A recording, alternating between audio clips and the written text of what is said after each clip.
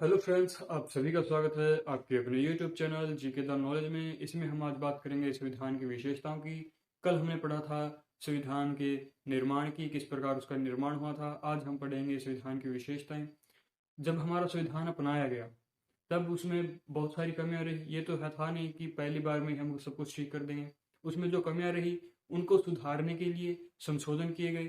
तो इनमें जो 42वां संवैधानिक संशोधन था 1976 को हुआ था, वो सबसे इम्पोर्टेंट है। उसे मिनी कॉन्स्टिट्यूशन के नाम से भी जाना जाता है। बहुत ही इम्पोर्टेंट संविधान में संशोधन था क्योंकि इसमें बहुत सारे संशोधन किए गए थे। सबसे ज्यादा संशोधन 42वें संवैधानिक संशोधन में हुए थे, इसीलिए इसे मिनी कॉन्स्टिट्यूशन के नाम से जाना जाता है। आइए बात करते हैं मिनी कॉन्स्टिट्यूशन।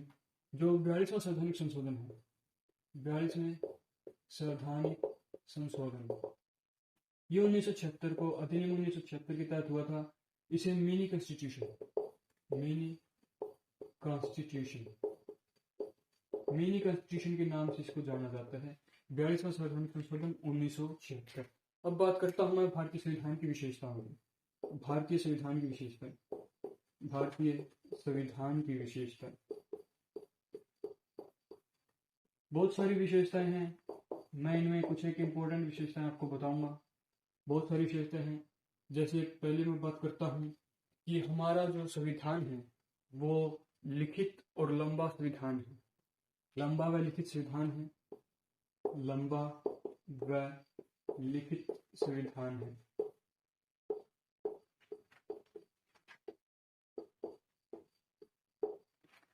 जिस प्रकार संविधान को दो भागों में बांटा गया है, एक लिखित, दूसरा अलिखित। हमारा संविधान लिखित भी है और विश्व का सबसे लंबा संविधान भी है, बड़ा संविधान भी कह सकते हैं। लिखित संविधान जिस तरह अमेरिका का संविधान है। अलिखित संविधान वो संविधान जिसका कोई लिखित संविधान नहीं है, जिसको लिखा नहीं गया, सिर्फ कहा गया है। उसका संविधान, वो संविधान है इंग्लैंड में। इंग्लैंड ऐसा देश है जहां पर संविधान नहीं है तो ऊपर, लेकिन लिखा हुआ नहीं है। दो भागों में बटा हुआ है, लिखित और अलिखित। दो भागों में बटा हुआ है, लिखित और अलिखित। लिखित में हम अमेरिका के संविधान को ले सकते हैं, अमेरिका के संविधान को। और अमेरिका का संविधान भी 4 महीने में बना दिया गया था, 4 महीने में। और इसमें ब्रिटेन का, इंग्लैंड का ले सकते हैं, ब्रिटेन या इंग्लैंड। इंग्लैंड का संविधान अलिखित है। भारत का जो संविधान है विश्व का सबसे बड़ा और लंबा संविधान है, लिखित संविधान है, सबसे बड़ा और लिखित संविधान है। दूसरी बात क्या है कि जब हमारा संविधान बना तो उस समय मूल संविधान में हमारे पास 395 आर्टिकल थे, 22 भाग थे और 12 या 8 कह सकते हैं अनुसूचियां थी, अनुसूचियां। लेकिन अब वर्तमान में हमारे पास 470 के आसपास, मतलब 470 आर्टिकल हैं। 470 आर्टिकल हैं। हमारे पास 25 भाग हैं और 12 अनुसूचियां हैं। देख लीजिए भाई, इतना परिवर्तन हो चुका है हमारे संविधान में जब बना था और बनने से लेकर अब तक। कि 470 आर्टिकल कैसे हैं? जिस प्रकार 21 में 21 ए जोड़ दिया, 300 में 300 ए जोड़ दिया, 48 में 48 बी, इस पर ए बी, जिस तरह इस पर जोड़ते गए संविधान के बनते गए और आर्टिकल बनते गए। इसी प्रकार अनुसूचियों को जोड़ा गया। तो ये था हमारा पहली विशेषता कि लंबा लिखित संविधान है विश्व का, और अमेरिका की तरह है, लिखित है, अलिखित नहीं है। दूसरी मैं बात करूँ इसकी विशेषताओं की, तो इसमें दूसरी विशेषता आएगी हमारी जो है कठोर व लचीला संविधान। हमारा संविधान कठोर व लचीला है, मतलब इसका संयोज्य रूप है। मतलब ना तो इतना कठोर है और ना इतना ये लचीला है, ये मिक्स्ड रूप का कॉम्बिनेशन है। कठोर, कठोर व लचीला, कठोर व लचीला संविधान, कठोर व लचीला संविधान। जो हमारा संविधान है वो कठोर और लचीला है। जिस प्रकार अमेरिका का जो संविधान है वो बहुत ही कठोर है, उसको परिवर्तन करना बहुत ही मुश्किल है, उसमें परिवर्तन किया नहीं जा सकता। लेकिन जो इंग्लैंड का संविधान है बहुत ही लचीला है, उसको कोई भी चलता फिरता परिवर्तन कर सकता है। चलता फिरता मतलब कोई भी सरकार आए उसमें परिवर्तन कर सकती है। लेकिन भारत का जो संविधान है वो ना तो कठोर है और ना ही लचीला है। अगर हम कठोर का एग्जाम्पल देखें तो कठोर में अमेरिका का संविधान ले सकते हैं, अमेरिका का संविधान, और लचीले में हम इंग्लैंड का संविधान ले सकते हैं, इंग्लैंड का संविधान, लचीला संविधान। लेकिन जो भारत का संविधान है ना तो कठोर है और न ही लचीला है, न ही लचीला, न ही कठोर है और न ही लचीला है हमारे भारत का संविधान, क्योंकि इसमें बहुत सारे प्रावधान हैं जिसको हम कर सकते हैं लचीले रूप में भी और कठोर रूप में भी। लचीले रूप में कैसे कि जो संसद हो एक सिर्फ अपने साधारण बहुमत द्वारा किसी भी प्रस्ताव को पास कर सकती है, बहुत ही लचीले प्रकार का कुछ विषय हैं।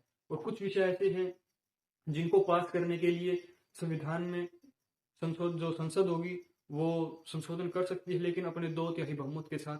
कुछ प्रावधान ऐसे भी हैं, कुछ विषय ऐसे हैं जिनमें संसद के 2/3 सदस्य तो होंगे प्लस आधे राज्य भी होंगे। अगर आधे राज्य हैं तभी उसमें संविधान में संशोधन कर सकते हैं, और ये सबसे कठोर संविधान है हमारा। इस प्रकार कठोर भी है और लचीला भी है। तो ये थे हमारी दूसरी विशेषता। तीसरी विशेषता क्या है कि हमें सार्वभौम मताधिकार प्राप्त है। सार्वभौम मताधिकार, सार्वभौम वैश्विक मताधिकार। इसमें जो कुछ भी हम पढ़ेंगे संविधान में आगे, जो भी पढ़ेंगे मौलिक अधिकार सिद्धांत या फिर संसद कार्यपालिका, जो भी हम पढ़ेंगे वो सारी इसकी विशेषताएं हैं, कुछ अलग है नहीं, सारी इसकी विशेषताएं हैं। इसमें हम बात करते हैं सार्वभौम वैश्विक मताधिकार।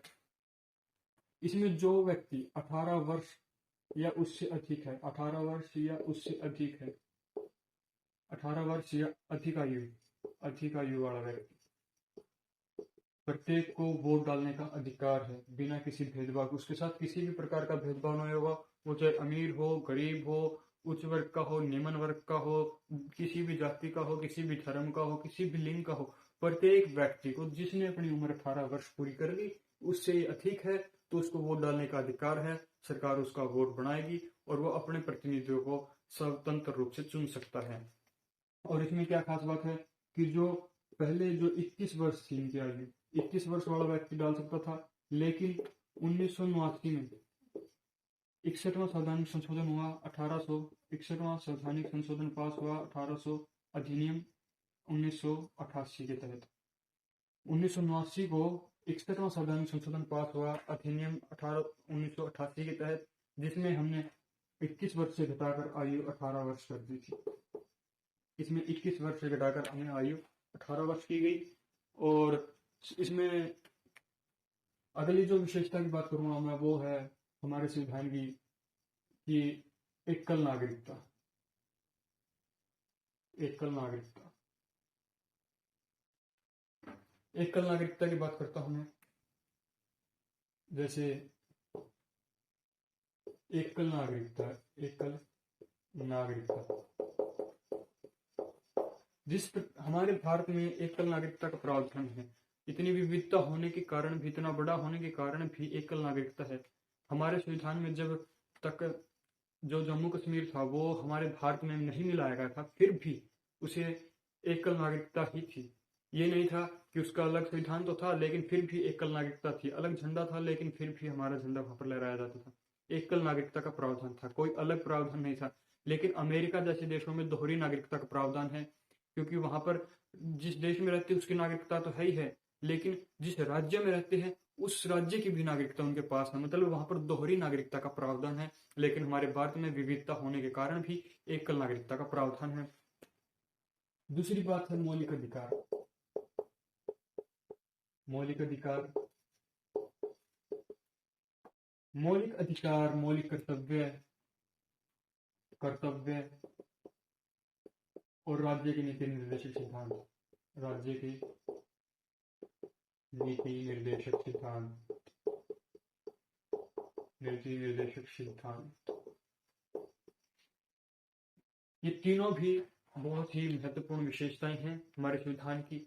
महत्वपूर्ण कैसे है कि इसमें जो है मौलिक अधिकार जो है वो भाग 3 में वर्णन है। भाग 3 में इनका वर्णन किया गया है। आर्टिकल जो है 12 से 35 के बीच में आते हैं। जो हमारे राज्य की नीति निर्देशक सिद्धांत है वो भाग 4 में आते हैं। आर्टिकल 36 से 51। और जो कर्तव्य है वो हमारे भाग 4A में है और आर्टिकल 51A में आते हैं। ये हमारी इनकी भी विशेषताएं हैं, अलग अलग अधिकार हैं, अलग अलग कर्तव्य हैं, राज्य की नीति निर्देशक सिद्धांत है जो अलग अलग भागों में रखे गए हैं, अलग अलग अनुच्छेदों में रखे गए हैं। और हमारे पास आपातकाल का भी प्रावधान है। आपातकाल का प्रावधान, हम आपातकाल भी लगा सकते हैं। राष्ट्रपति अगर उसको लगता है कि आपातकाल लगानी चाहिए तो राष्ट्रपति आपातकाल भी लगा सकता है। आपातकाल की शक्ति आर्टिकल 352, 356 और 360 के अंतर्गत निहित है। इन आर्टिकल्स के तहत हम आपातकाल भी लगा सकते हैं, संशोधन भी कर सकते हैं। आर्टिकल 368 के तहत 368 के तहत हम आर्टिकल 368 के तहत संशोधन भी कर सकते हैं, इसमें बहुत सारी विशेषताएं हैं, अनगिनत विशेषताएं हैं। नगर पालिका की पिछड़े वर्गों के लिए भी विशेषता है, उनके लिए भी कुछ स्थान आरक्षित किए गए हैं। जितना भी करें मतलब बहुत कम है, बहुत सारी विशेषताएं हैं। ये कुछ इंपॉर्टेंट विशेषताएं थी जो मैंने आपको बताई। दोस्तों अगर आपको वीडियो पसंद आए तो लाइक शेयर सब्सक्राइब करना ना भूलें। धन्यवाद। जय हिंद।